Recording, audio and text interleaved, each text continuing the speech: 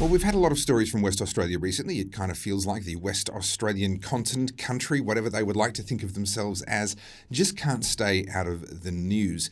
But this story is one that is actually remarkably close to my heart, although many viewers may not be aware of that, and that is the issue of gun rights, and specifically in West Australia. I used to joke with people that if West Australia would just hurry up and secede from the rest of the country, I'd happily move over there. But honestly, with some of what's been going on, I'm not so sure anymore. Here to chat with me about it is a gun rights activist and a West Australian, and that is Kate Fantanell. Thank you so much for coming on the Aussie Wire. Thanks for having me, Topher.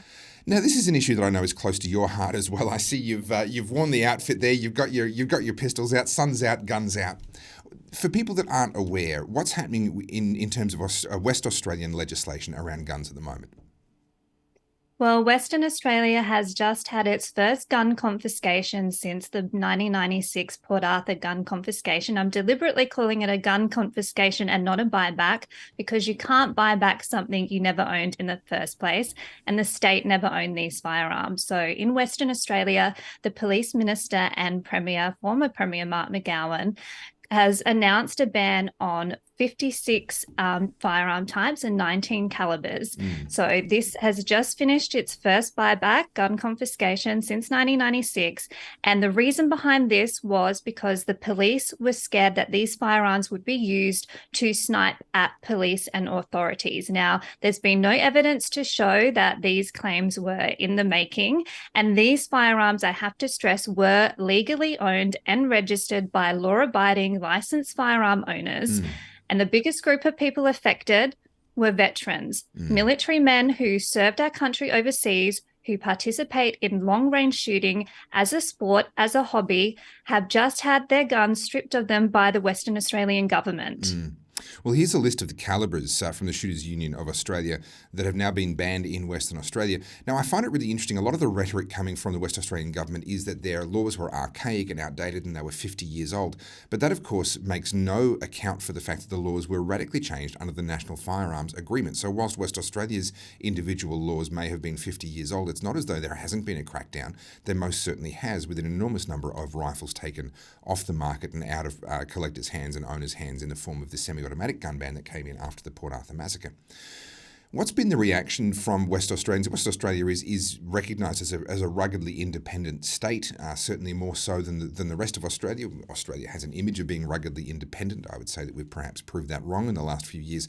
But what's the reaction been in WA from firearms owners, and is there any realistic political pushback happening here?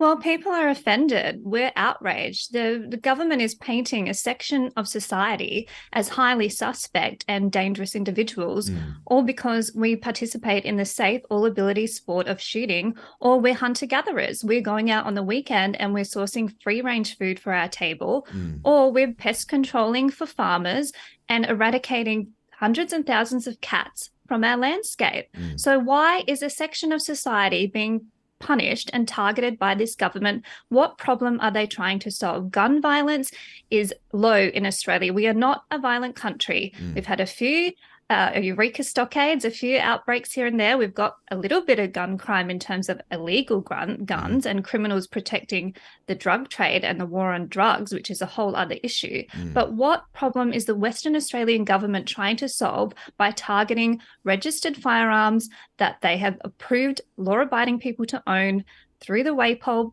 Police Department? These are guns that the police know that we have. There's been no incident of us using them in crime. In fact, the highest rate of gun violence is suicides among men. So if the government was serious about guns and solving a problem, let's talk about suicide. Let's talk about mental health. But they're not talking about that. But this has been a campaign in West Australia for quite some time. Here's the front cover of the West Australian. Connect the guns, it says, and it uses this as proof that there's a massive problem that needs to be fixed and why law reform is so badly needed. Now, this is quite an astonishing thing to see because that is a section of Perth, correct me if I'm wrong, Kate, and that is zoomed in close enough that in some cases, particularly houses that are on corners, you can identify down to the individual house where these guns are owned and stored, can you not? Yes, you can. So what we've seen in Western Australia after 2.5 years of a closed border and the government telling us about keeping us safe, This government has given a list of locations where registered firearms by licensed individuals live. They gave it to the press. There's only one paper in this town. The editor happens to be friends with the Labor government, and they published this. You can actually reverse engineer this map to locate where registered firearms are being stored and law-abiding firearm owners live. This is an egregious breach on our privacy, and it puts public safety at risk because they've essentially given a honeypot, a shopping list of guns for criminals. And there has been incidents of break-ins after this map was released and firearms stolen. One individual was set on fire and his gun stolen here.